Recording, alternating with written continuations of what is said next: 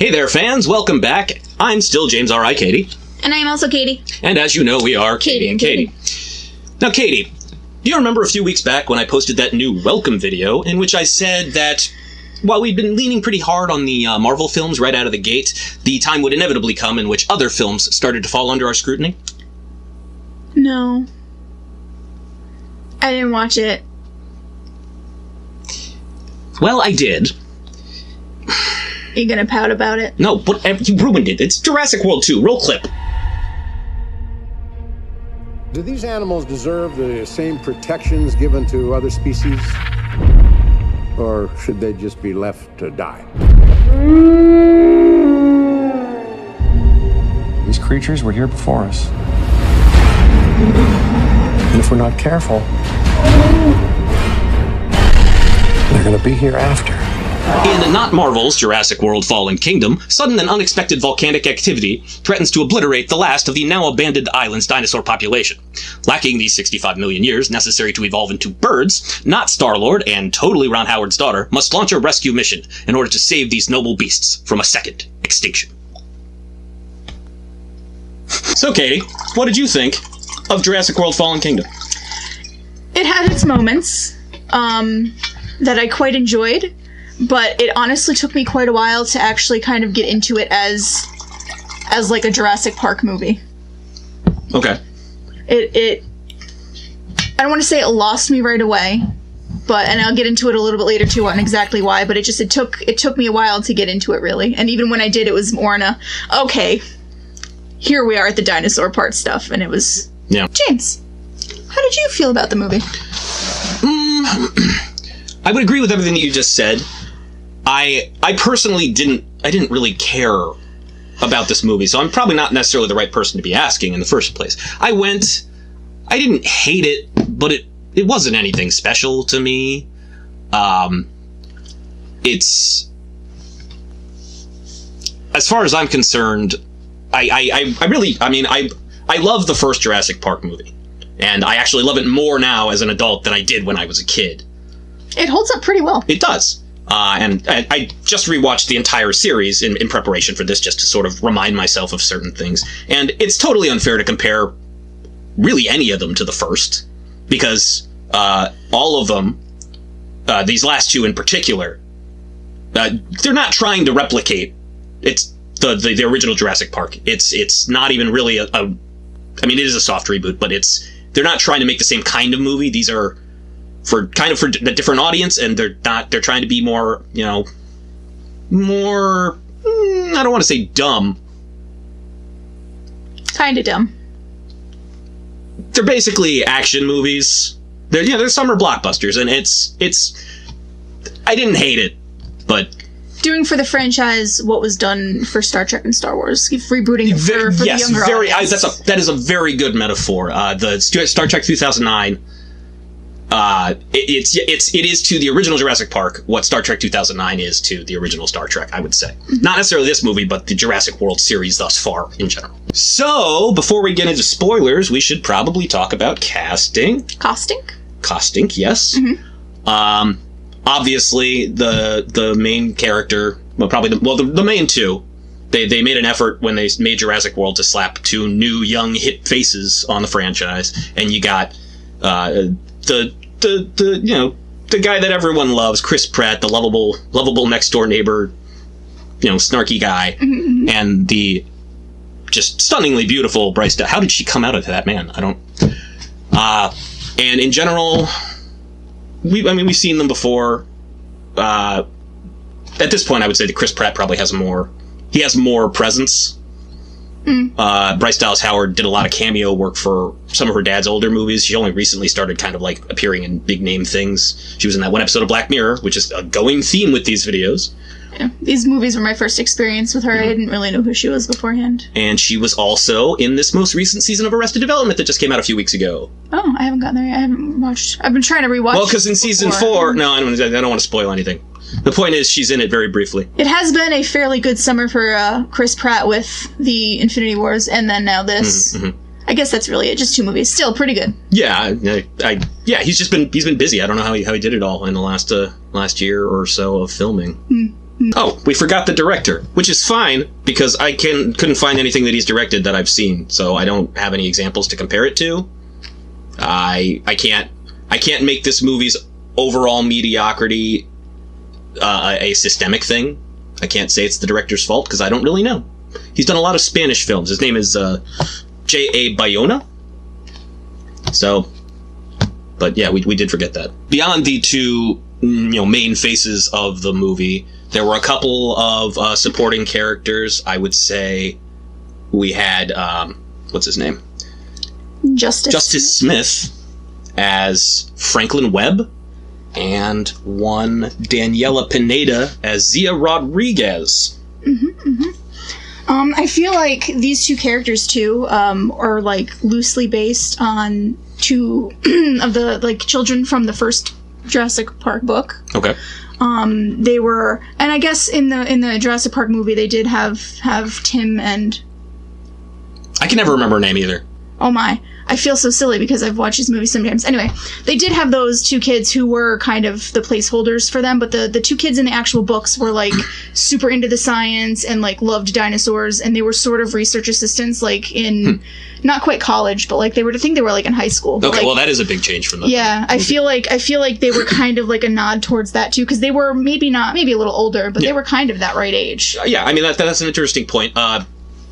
Obviously, if you haven't seen the movie, you have no idea what we're talking about. Oh, sorry. Yes. Franklin is he works, both he and Zia work for I guess a dinosaur rights group, you might call it, that in the 12 years since Jurassic World closed, Claire has been, I don't know if she was in charge, but she was highly placed. And they're trying to save the dinosaurs or keep them from being extinguished or whatever. And Franklin is an IT guy. Zia is a paleo veterinarian, and they go with the Owen and Claire to the island, if only to help save the dinosaurs. And beyond that, I don't want to say too much without getting to spoiler territory. I actually really liked Franklin, though, his character. Zia I found kind of annoying, but Franklin, for as little as he was in the movie, he had a couple of nice moments. He also had a couple of annoying knock me over the head with a joke moments, but any movie really have the character who kind of does those, but Jurassic World 1 didn't. Sorry, Jurassic Park didn't. No, it didn't. And then we have Rafe Spall as ELI Mills, who is the protege of sorts of Hammond. Yeah, he spearheads he ultimately provides the funding to get Claire and Owen to the island. And things progress from there. I have never seen this actor in anything except, again, apparently another episode of Black Mirror, though I don't recall him specifically. Yeah, he was in Hot Fuzz, I believe I saw as well. Yep. And there was also The Ritual, which was on Netflix. It was a very weird sort of supernatural. Yeah. Not really supernatural. It sounds like it would be. Yeah. James Cromwell of Babe fame and probably other things, though I admit I apparently have not watched many movies that he's been in. I liked him in Babe when I was like 10. He's here as sort of an alternate take on Hammond. I guess they were colleagues during the inception of the original park, and yeah, I almost feel like he was sort of like a stand-in. Like they'd asked David Attenborough, and he'd been like, "No, I'm good." But at the same time, there are certain plot points that don't really make sense if it was John Hammond in that place. So probably not. He was fine. I mean, it probably, I can't even guarantee that this was, again, I don't really have a lot of examples of his work, but I feel like he was more interesting in Babe than he was in this. Yeah, he's another one of those actors too, where I see him in things also, he's and I'm like, all oh, that guy, and then I always recognize him, and you're like, oh, him! And then I forget, and then I see another movie with him, I'm like, oh, right, him. Toby Jones is in it. Do you know who that is? I wouldn't either, except, I mean, you recognize his face. He was Armand Zola in the Marvel Cinematic Universe. He's been in a lot of British media. I remember him specifically from an episode of Doctor Who. He's actually kind of a minor player in this. He's hired by someone else to do something, and he's American, and I just could not buy him at all as an American. I think he was going for, like, Southern but it just sounded weird to me. I was just so thrown that it wasn't like a German accent that I didn't really know. Oh, he's very British, but I mean that's what I really know him from. Fair enough. Other than his very important work in the Hunger Games. Bud Wong as Mr. Wu, creator of dinosaurs. Obviously, we know B.D. Wong from Disney's Mulan, in which he was the speaking voice for General Shang Li. More recently, he's been on Gotham for a season or two, I think. He showed up like half a season before I stopped watching, but he's Professor Strange. Actually, a pretty good casting call by them. And I know he's been in something else relevant that a lot of people watched, but I did not and have no intention of. Mr. Robot. Ooh, that's I take a good that show. back. I actually do plan on watching that. I'd just forgotten. It's good. Because you can't have one of these movies without at least one child, I guess they had to like shoehorn one in here. Her name was Isabella Sermon, and apparently this was her first role. I think she did fine. The movie's issues had nothing to do with her. Good job, Isabella. Don't give up on your dreams. Go away. You want to do Jeff Goldblum? I do. I meant introduce him in terms of the video. I would, if he offered, I'd be like, yeah, what the hell? All right. And of course, this would not be a Jurassic Park film without Jeff Goldblum, Okay. who was in this film. Not nearly as much as I mean, I wasn't surprised that he wasn't, because why would he be? But also, he was in the trailers, and everyone was like super psyched about it. I'm actually kind of glad that, because there's no reason that he would go back for a third time, especially not at his advancing age. He didn't say the line that he said in the trailer, and I'm kind of know. salty about it. I'm incredibly happy about it. But yeah, I mean, obviously everyone knows who Jeff Goldblum is. It's not even worth getting into his filmography. And these days he's hawking apartments for apartments.com, but he's in everything nowadays. He pops up in independent comedy TV shows. He's in Kimmy Schmidt, Portlandia, freaking Tim and Eric stuff. The guy, the reason we love him is not just because he's entertaining. It's also because he seems like he's just a cool guy. And I think he was fine here for his 15 seconds of screen time. Yep. Spoilers! I think that was her way of indicating that if you continue to watch at this point, do so at your own caution. Spoilers. Because there might be spoilers. What's wrong with you? Spoilers. So in that opening scene, when the guy is escaping, he's holding on to the helicopter ladder. Oh, hang on. I need my notes.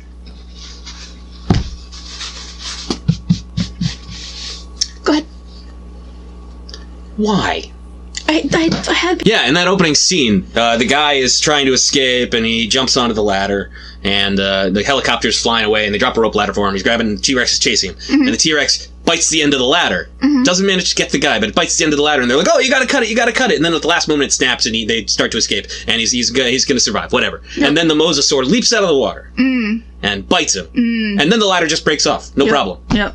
It just seemed weirdly inconsistent to me. So... I had this feeling so many times during this film, but immediately as the ladder dropped down and he went to go grab it, I was like, oh, he's gonna put him, like, right within biting distance, like they literally said in the other movie when they were in the high hide. But anyway. Yeah, there were actually, there were a lot of moments in which I feel like they subverted your expectations just for, like, a second, and then they went ahead and did exactly what you were expecting. Yeah. But slightly differently than you were expecting it to happen. They were like, we're not gonna do it, fooled you. Oh, we totally are. Yeah. A lot of that sequence too, the underwater, before they cut to that part, they were kind of exploring around the island underwater. It reminded me of that game Subnautica. Like really? Literally, why? Because it made me think of the underwater section of Playdead's Inside. Oh yeah. Which is just so bleeding stressful. Oh, it is. But no, wow, it is. But no, yeah, because I think I more recently have seen footage from, like, people playing Subnautica too, but it's like, because you're in that little thing and you're exploring, because you're in that little submersible and you're actually kind of exploring an environment very similar to that. It just made me think of that, and the murky water is very uncomfortable. But anywho. Stressful. High hide. The high hide, that's what they called it.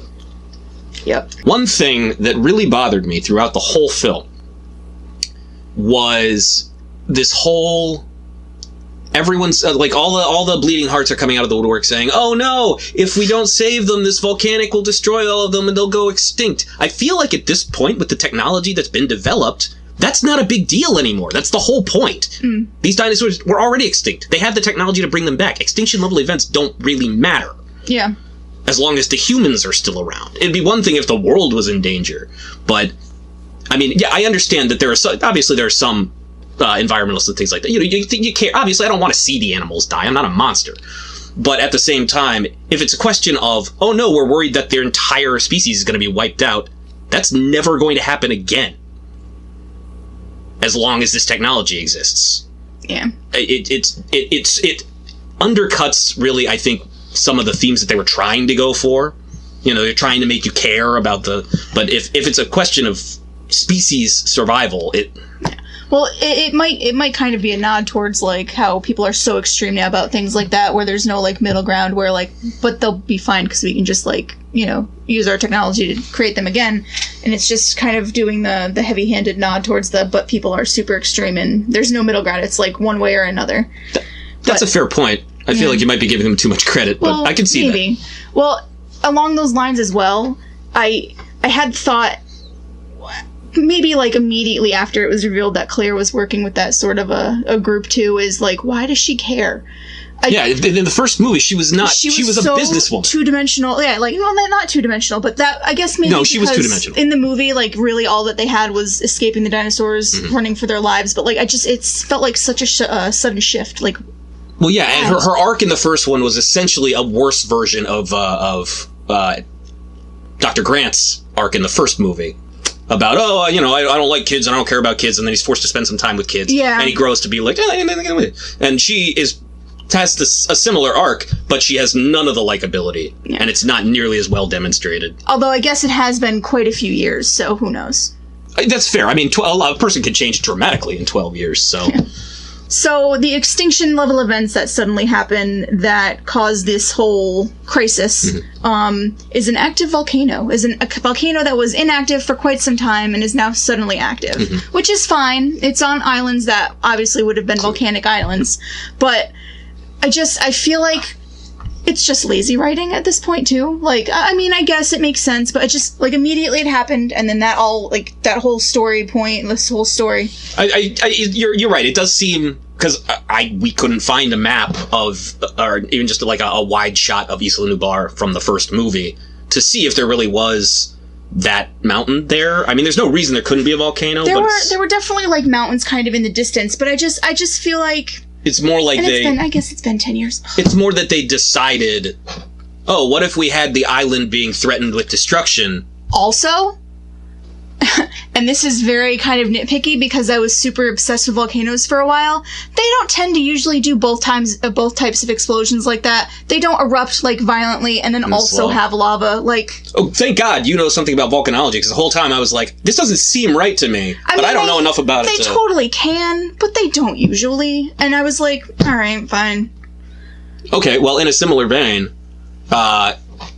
when Chris Pratt, after he gets tranked, when it's suddenly revealed that everyone's, they were sent there to just take the animal, which I don't know why that was such a twist. He already knew that. Yeah. And then he somehow knew that they were taking them back to the mainland, even though he was never present for them to say that. Anyway, he wakes up, he's tranked, the island is doing the slow meltdown eruption, and the lava is approaching. It's very close. It gets probably within a foot or two of him. And he's like slowly waking up and like flopping himself away from it. And as the lava's and again, I don't know enough about lava to really say for sure how this would work, but he's laying on a bed of dead leaves, famously flammable. Inflammable? Flammable, yes. And as obviously the lava, as it covers them, would once again quench any fires but the fact that it's so close, that lava is super hot, and these are very dry dead leaves. They weren't like mushy dead leaves like you find in a swamp. I made a note of it. They were dry. They looked dry. They were crisp. Yeah, and it just seemed weird to me. Again, I'm not a thermodynamicist. Volcanologist. Or that. And I don't tend to have many like technical nitpicks about movies, but just it may have to do with the fact that I was indeed like super into volcanoes for a while. But like that was my biggest issue in the beginning. I had a hard time getting into this film and, like, just enjoying it as a movie. Because I was very much like, all right, well, they're doing this because of this reason. All right, fine, they need the lava and the explosions because it's more cinematographic. It's more... Cinematographic? Fine. Cinematic is the word. Yeah, fine. They need the explosions and the lava and everything like that because it's more, dramatic. It's more dramatic. More, great. Well, and think about it. It had to be a volcano because... It needed to be something that could potentially destroy all life on the island, but also be something that they had a window to work with. It couldn't be an earthquake because you can't predict them well enough. A hurricane would have been a pain in the ass to shoot, though actually, if the hurricane was approaching the island. But then again, I mean, animals have survived hurricanes for, that's not nearly as devastating as the whole island burning down. Yeah. What am I missing? We got wind, we got water. Oh, tsunami. Could have been a tsunami. Yeah. But again, that's a really, you can't outrun a tsunami. Very much in line with all this stuff that we're talking about, the ethics and the laziness of the volcano or whatever. Jeff Goldblum only appears in 2 scenes, and in both times he never interacts with another, normal, main character. And he's talking to some special counsel in Congress, and he's talking about how man brought these animals back, so they were the mistake in the first place. And now nature is trying to destroy them. Man's not even doing it. And he says the right thing to do is just to let them die. And aside from the fact that we have the technology to bring them back if they die, obviously. I mean, he's right. It's not even, they're not men, parasailing in there and just launching nukes at them. It's nature doing this. It happens. It's unfortunate. And yeah, if you want to save some, that's one thing. But it's like, he's not wrong. I mean, maybe it's because he's a chaos theorist and arguably, literally, the devil in the first movie. But it makes it really hard to care about what the characters are caring about. It makes it hard to relate. Yeah. My last actual note about the movie is, should have let them die. Would have been much shorter. Yeah. Another reason that I think, thinking back on it, I had such a hard time kind of getting into the movie and just, enjoying it as a movie, is the fact that it's literally all of the other movies just cobbled together. Yeah, it's got elements of Lost World, because they're bringing them to the mainland. Well, it opens, I guess after a couple of scenes into the film, Claire is summoned to the estate to kind of talk about, going to the island to rescue the dinosaurs. I don't know if it's the same building, but it looked similar lot like Hammond's to Hammond's house. estate, which I guess would make sense, if they were partners. Yep. But it's the exact same scene in the second film when Malcolm goes to talk to Hammond, and he's like, "No, you have to go to the island. Oh, Sarah's already there," and it's literally just the exact same thing. That's true. But they're using her to get Owen to go. Blue is there. Oh God. Exactly. You're right. It's the exact same thing. There were many. Actually, I have a little list of sequences that were there was that. There is a moment with all of the lava raining down where they're looking at the people on the docks with the dinosaurs, and it's the 3 of them looking over the hill. It's literally the shot that was Malcolm, Sarah, and what's-his-face looking over while they were all wrangling the dinosaurs in the second film. In the beginning, and then at the end a little bit, there was a parallel with trying to wrangle the dinosaurs or collect the information, and it was raining. It was that same sort of mood. You always have to have at least one raining scene in these movies. And then the biggest one too is when they were performing some minor surgery on a dinosaur. It was literally the scene from the second film where they were working on the baby T-Rex. Yes. It just, and maybe it's me too because, I'm so familiar with the film, but literally it was just like a cobbling, not necessarily a bad thing. Well, the visual reflections of former movies don't bother me so much because I saw a few too. They're clearly like a visual homage. Yeah. They're trying to evoke similar, I'm like, oh yeah, that's kind of like that time and that. But if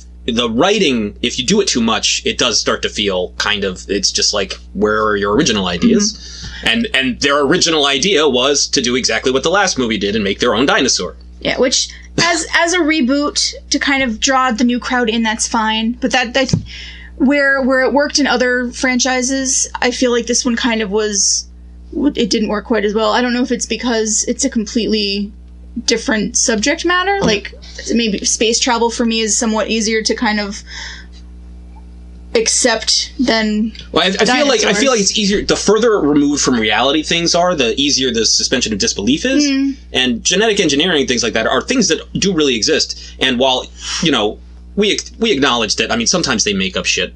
We have no way to know that the Tyrannosaurus's eyes are based on movement, but it makes the world feel more real. Dilophosaurus, there's no evidence that they spit venom or had frills. But it was a cool idea, and I think it really helps build the world. But then sometimes you get the little scientific things where they come in and they just blatantly say something wrong, which they're actually generally pretty good about in this series. But one example I could think of is in the last movie. There's a scene where the younger kid is he's explaining to some girl on the boat about how DNA can survive for so long, and that's just, I mean, I'm not an expert, but I have read many articles that explain why it doesn't make any sense. And I can't imagine that a Hollywood writer writing for a 12-year-old kid would know better. Yeah. He's also a 12-year-old kid, so maybe he's just saying stuff to try to impress a girl. Although, to be fair, that character totally wouldn't. That's his whole, he's not impressive at all, and he doesn't want to talk to girls, he just wants to talk about dinosaurs. Also, that scene at the beginning looked kind of like the scene at the opening of the first movie with the T-Rex in the cage. Or were they raptors? When the girl is trying to escape the Indoraptor in the dumbwaiter, very reminiscent of... Oh, yeah, 100%. 100%. Oh, I didn't write that down, but yes. And I was in it at that point. What was the other one? Yeah, it doesn't matter. How did Owen swim faster than a heavy gyrosphere sunk? Well, the gyrosphere is not that heavy. It's buoyant. It's full of air. Well, it was full of water at that point. Well, no. That's what I'm saying, though, is as it was filling up, he was already down there. He may have had something to grab onto while he was jimmying it with the knife. That's the only point. I mean, like, normally this is the kind of shit I would jump on, but I can see it.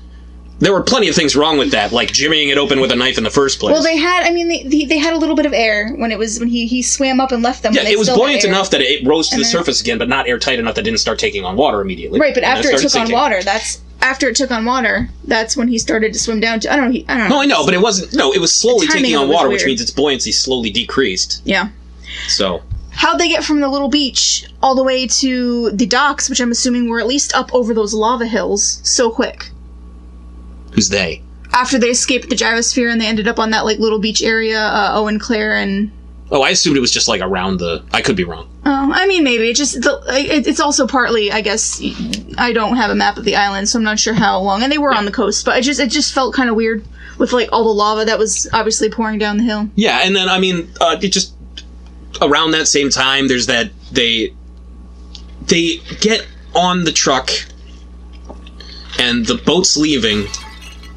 And they floor it, and they're driving, and they get to the end of the ramp, and then the truck does one of these, and there's no incline at the end of that dock. She just pulled back on the wheel and like did pop a wheelie. That's not how trucks work, in my experience. But for some reason, it kicks up at the front, and they land on the gate that's still open for some reason, not even actively closing. It's just open, and then, she has to floor it to get all the way up the wet ramp. And then we're supposed to believe... I was genuinely shocked to find out that nobody knew that they were on the boat. Because I was like... They were like, oh, we're sneaking around. And I was like, there was no one in the cargo area that would have noticed a truck? I'm pretty sure they panned to some people. That's exactly. It's like... And then it's just like a scene later, they were like, oh no one's supposed to know we're here. So you got the three of them. They've got Zia working on Blue. Just because, I guess... Bringing Blue back is so important to genetically modify the Indoraptor that they already have. I guess the idea was to use her genes to make its offspring more compliant and smarter. I think so whatever, I can accept that. But they're doing that, and then after they get all the DNA or whatever they need, and they get back to the mainland, still undiscovered except for Franklin. Now, one of the reasons that I liked Franklin, for the most part, again, there were a couple of times, especially early on, in which he was a little bit too prissy, and like, we get it, he's not comfortable in this situation, he doesn't have to talk, but he does anyway. He sort of, they like, one of the crew catches him sneaking around, and they assume that he's a crew member, and they just tell him to go do a thing, and then he disappears for like an hour. And then he just suddenly shows up as a random lab tech in Wu's lab. And that was like the most exciting moment in the film for me, is when he just popped up like he'd just been following orders this whole time. I like to think. He's just like, oh. And then suddenly he's back in it. And then he disappeared again. Well, I like to think that, because he was initially taken off to be like a deckhand and go do deckhand things, and he was very overwhelmed because obviously that's not his thing. Yeah. I like to think he kind of worked his way through the ranks, and they were like, "You're terrible at doing this, but you seem smart at other things. Here, be a lab tech." I like, he had his own little journey off. Well, exactly, and it was so great because we didn't see any of it. Because let's be honest here, one of the things that made the first Jurassic Park movie and many other movies, particularly Spielberg movies, is how little you see of some things. Mm-hmm. These movies feel a little bit too much like they have to show you everything or you won't get it. Which I get from a business standpoint, because let's be honest, there are a lot of stupid moviegoers out there and they have to have everything spelled out for them to really get it. I have a very definitive example that I'm going to tell you right now because I'm going to cut to it. Oh yes, when it's revealed later on in the story that what's her name? Maisie is a clone of her mother, who was Lockwood's daughter. And the only reason that he got involved in the cloning thing with Hammond in the first place was because he wanted to use the technology to bring his daughter back to life. Now, I can't speak for everyone in the theater. In fact, I'm pretty sure I heard someone go, There were a couple. But I had figured that out like at least like 20 minutes before. They alluded to it subtly enough. When the guy explicitly spelled it out, which is my point here. Yeah. That I was just like, it didn't really need to be said. He could have just, but the way he said it, I wish I could quote it directly, was just so explicit and over, like, just, yes, she is a clone of her mother. He could have just said it in such a way that, like, I mean, I'd figured it out. It was not surprising to me at all. Well, he was kind of like pissed off at the moment too, because it was. I know, but that's my point. It's less is more in those situations. Yeah, it was when because again, it wasn't even that subtle. They'd alluded to it. He'd said things, and then he's just like, no, I have to tell you exactly how this girl that you've never met before, or shouldn't really care that much beyond just being a decent human being and liking a child, is an exact clone of her mother, who you also never met and don't care about. To be fair, well, I guess not to be fair, but I feel like part of the reason he did that was not necessarily for Claire and Owen, but was to kind of hurt the girl. Like, was to kind of hurt, what's her name? Maisie. Was to sort of, hurt Maisie, because she had, like, shunned him or whatever, chosen them over him, and that's the sort of thing you say to a kid, like, "Oh, you're adopted." Like, it's that level of. Oh, actually, no human being has ever actually done that. They can't. That's horrible. I mean, on TV and stuff. I know, and to be honest, that's just me being a denier. I might as well just be. It's bad. There are terrible people out there who treat children terribly. So the Packy thing was cool, but I guess we don't need to say that. I thought it was hilarious. Which part? When he busted through the wall and then like. I just thought it was dumb. Well, it was dumb. That's my point. You enjoyed the dumb, and I... Well, at that point in the film, I was like, fuck it, I'm on this ride. There is a scene in which Owen and Claire are trapped in a cell with the other... Not in the same cell as other dinosaurs, but they're in a hallway with the other dinosaurs on the compound, or whatever you want to call it, the estate. And just conveniently, again, weirder things have happened, so I don't have a problem with it. The dinosaur in the next cell over is a Pachycephalosaurus, who wakes up, and Owen, through the window that for some reason they have, convinces the Pachycephalosaurus to basically act as a battering ram and break through the wall into their cage so that they can escape. Now, I have no problem with the concept, even though I happen to know that no paleontologist believes that Pachycephalosaurus actually used their head for that anymore.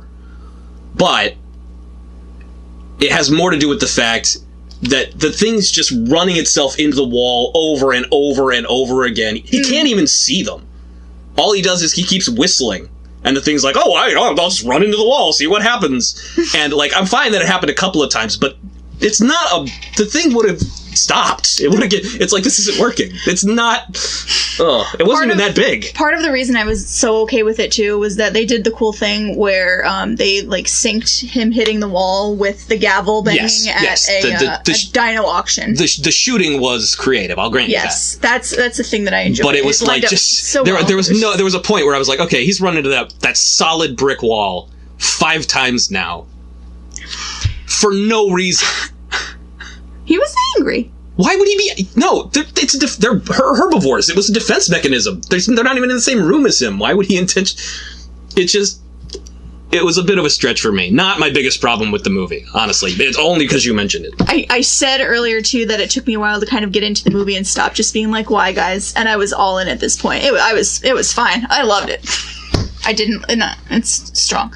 I was all in, though. It was great. I did have a moment around that same sort of time where, I think it was when... What's her name? I can't... Maisie? Maisie, Jesus. I don't know. It was a moment where Maisie was climbing out a window and kind of like crawling along the side of the house. The first time or the second time? The first time. Okay. I literally had thought, this is going to be a great Lego game when they finally translated over to a Lego game. They haven't yet? This one, I don't think so. Well, the other one is part of it. But, releasing next week. But it has its nice little compacted sections where you can kind of it's going to be so good. Yeah, it's almost like they're writing movies because they know in such a way that they'll make good Lego movie or Lego games, or not necessarily just Lego. No, Lego games. Toward the end, when the Indoraptor is loose in the house, Claire and Owen and Maisie, they're trying to hide from it. This apex predator, this synthetic apex predator, with presumably a heightened sense of smell, vision, hearing.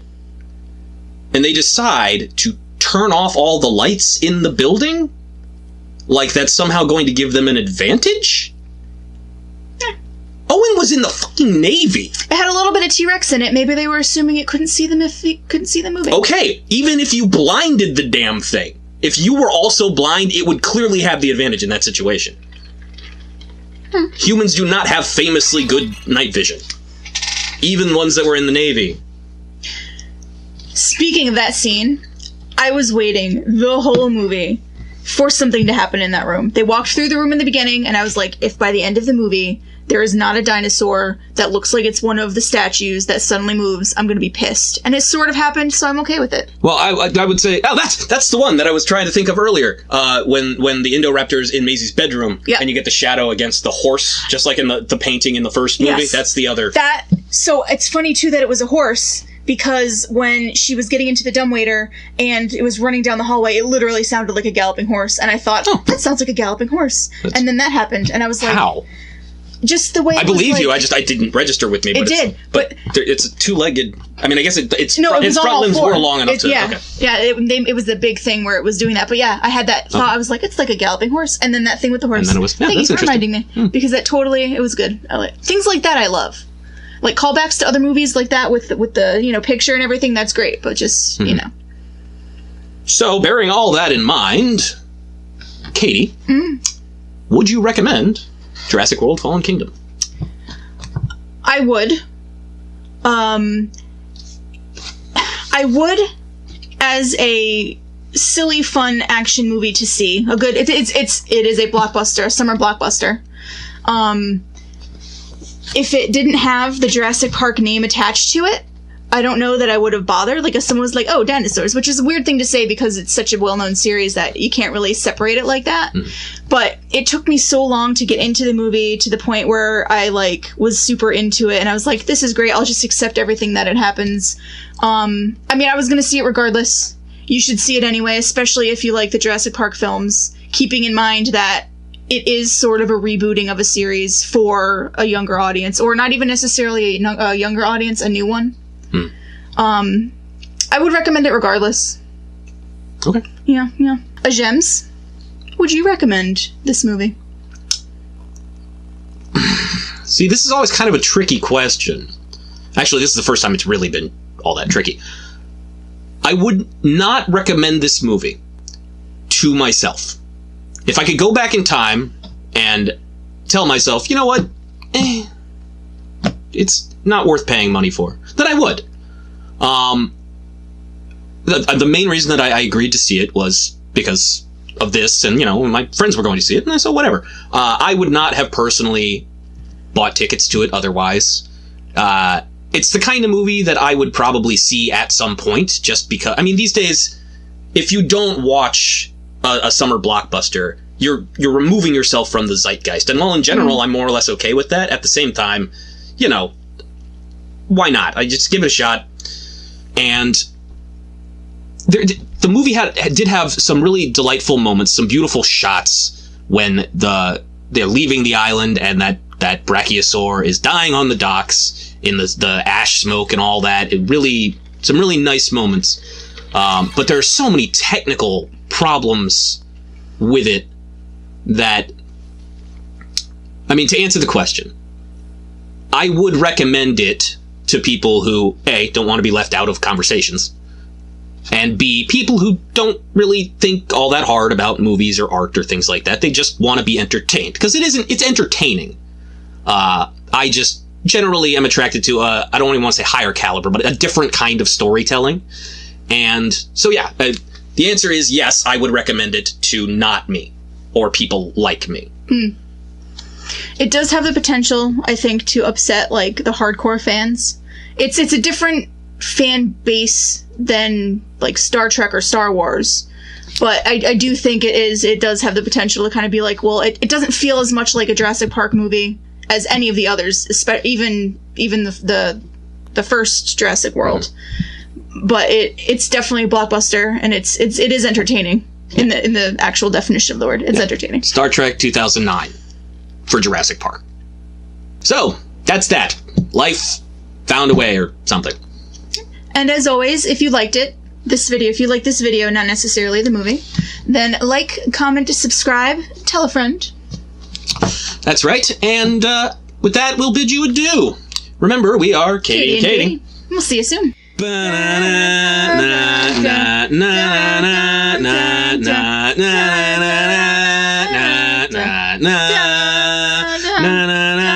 As we move forward, I suspect that more and more films will probably fall under our scrutiny. See? Now, I know. Boom. Those were my exact words. What? Na